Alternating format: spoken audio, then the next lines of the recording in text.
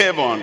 Abraham taught all the people in his household the way of God, and he made them to honor God, to love God, to fear God, and to be obedient to God. So he could say to these eldest of the servants that he will make him swear by the God of heaven and the God of the earth, that thou shalt not take a wife unto my son of the daughters of the Canaanites, among whom I dwell. Look at verse 4. In verse 4 it says, but thou shalt go unto my country and to my kindred, and take a wife unto my son Isaac. Then verse 5 tells us, it says, and the servant said unto him, peradventure the woman will not be willing to follow me unto this land. Must I needs bring thy son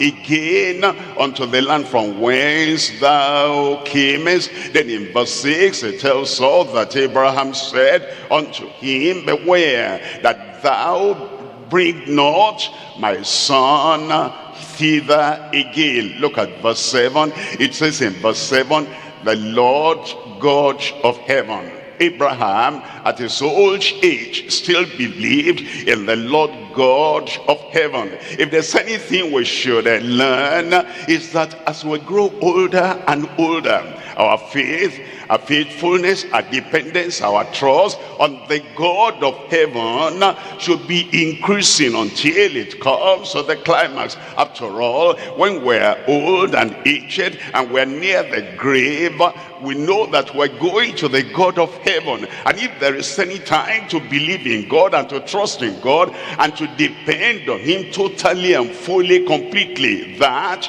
is the time. The Lord God of heaven, which took me from my father's house and from the land of my kindred, and which spake unto me, and that swear unto me, saying, unto thy seed will I give this land.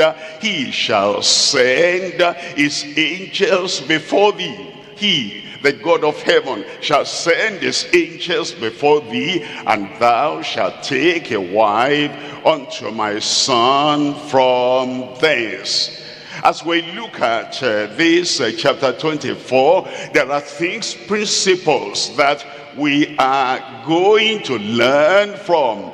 Practices are different from principles. Practices are things that people did or people do today. But what we're learning is not the practice. It's not, he did it this way. For example, we cannot say we're going to marry from our tribe. Go to my land and find a wife for me there. Why? Because in the time of Abraham, all the people around him were idolatrous, and the people at home were the only people that believe in the God of heaven. That's why he did that. Today we cannot say that a servant of our house will go and pray, and our son Isaac will not pray at all. He will just be meditating and waiting for the person to come. Today, everyone, because that Isaac now is a believer, he has the Bible, he hears the word of